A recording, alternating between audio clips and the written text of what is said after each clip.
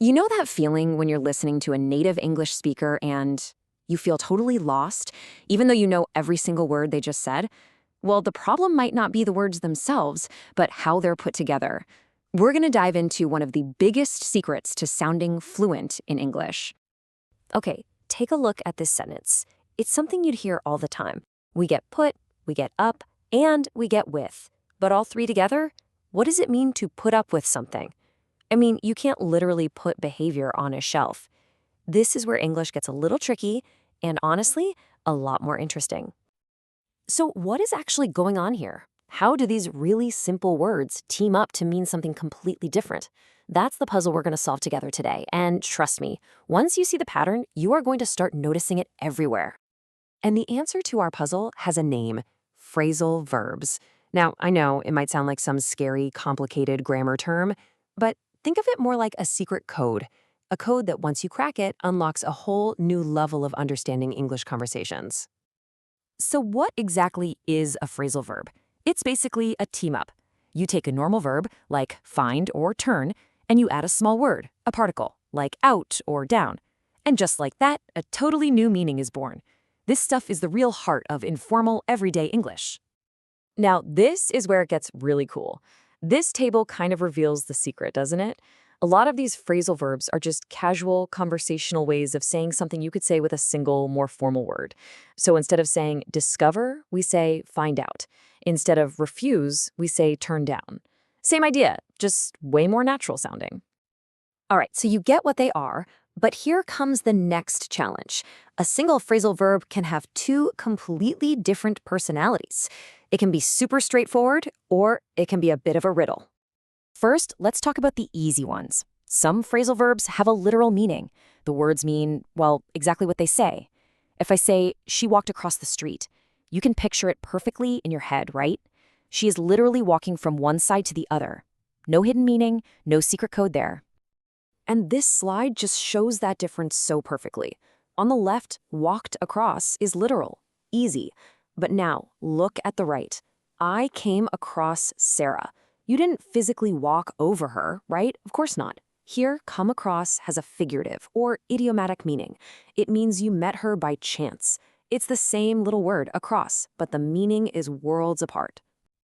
Okay, let's look at another one that's purely idiomatic. If a friend asks you this, what are they really asking? Because the literal meaning makes absolutely no sense. You can't physically lift them up and put them somewhere. Right. The hidden meaning of put up is to offer someone a place to sleep for the night, to host them. And that's the key, you see. For these figurative phrasal verbs, you just have to learn them like any other new vocabulary word. Okay, you ready for the final layer of the puzzle? Let's talk about word order, because sometimes you can split a phrasal verb up, and sometimes you just can't. And knowing the difference is, well, it's pretty key. First up, we've got the flexible ones. We call them separable phrasal verbs. And like the name says, you can literally separate the verb from its particle. You can stick the object of the sentence right there in the middle. Let's see how that works. Take off is such a classic example of this. You can say, take off your shoes with the phrasal verb kept all together, or you can split it and say, take your shoes off. Both are 100% correct, and you will hear native speakers use both of these all the time without even thinking about it. But then you have the inseparable verbs.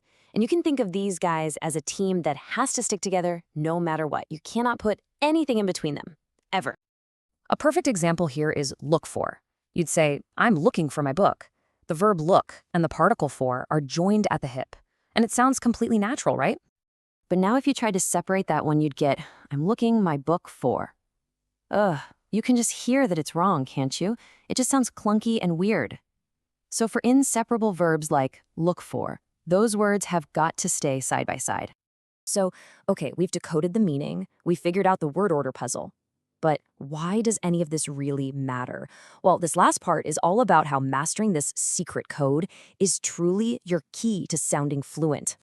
So let's do a super quick recap. A phrasal verb is just a verb, plus a little particle that makes a new meaning. Sometimes they're literal and easy to guess, and sometimes they're figurative, and you've just got to learn them. And of course, some can be separated while others can't.